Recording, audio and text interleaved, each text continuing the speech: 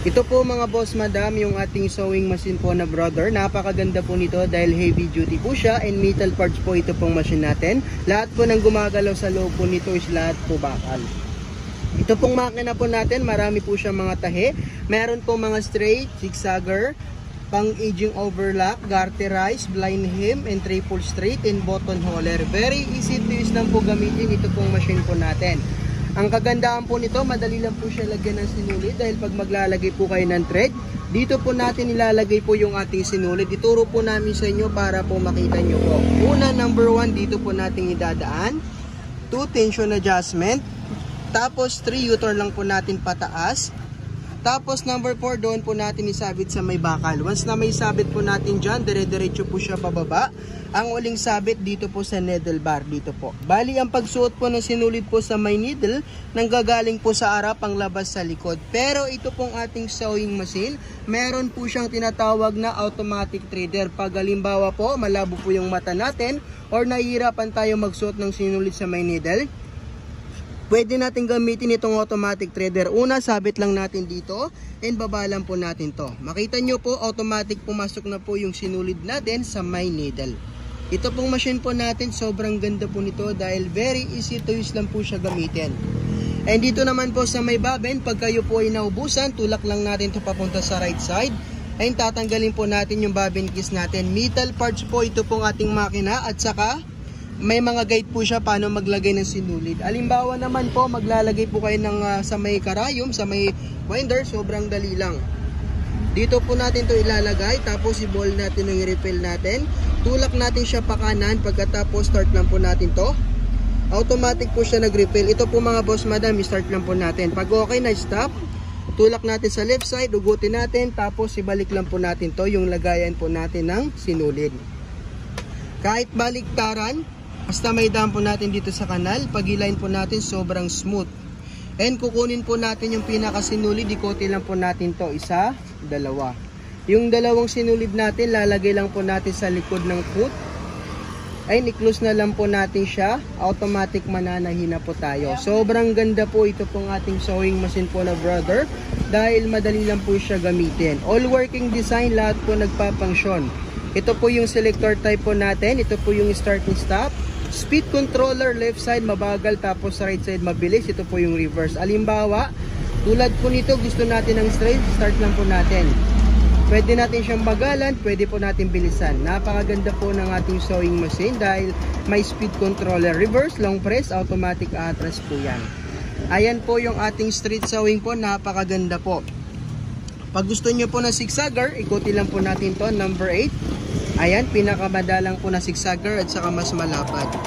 Makita nyo po yung performance po mga boss madam, napakaganda po. Ito pong makina po natin, madali lang po siya i-operate. Ayan po yung tahi po natin para po sa zigzagger, makita nyo po napakaganda po. Pag halimbawa naman po, kailangan naman po natin ng pang-edging overlock.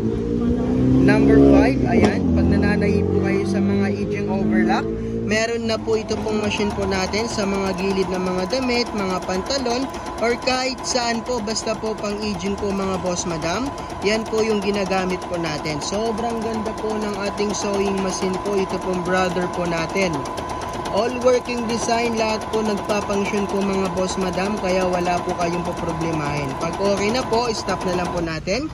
Ayan po yung ating aging overlock. Napakaganda po at saka matibay po yung pagkakatahi po niya. Pwede po natin gamitin po itong pang-cutter po ng sinulid. Ayan. Tapos, pag kailangan naman po natin ng ibang tahi tulad ng garterize, number 10. Ayan. Pag nananahi po kayo sa mga brief, sa mga boxers, sa mga underwear, meron na po ito pong sewing machine po natin. Makita nyo po mga boss madam, napakaganda po ng ating makina. Dahil meron po siyang tinatawag na garterize. Pag nananahi po kayo sa mga garter na tela, ito pong machine po natin mga boss madam, meron na po siya. Pag okay na po, stop na lang po natin. Ayan po yung tahi po natin for garterize, napakaganda po.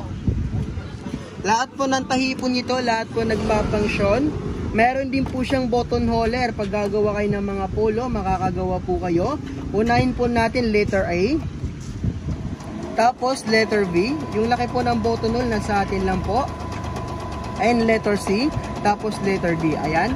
Makita nyo po mga boss madam, napakaganda po ng ating sewing machine dahil may button hole po siya. Automatic bubutasan lang po natin.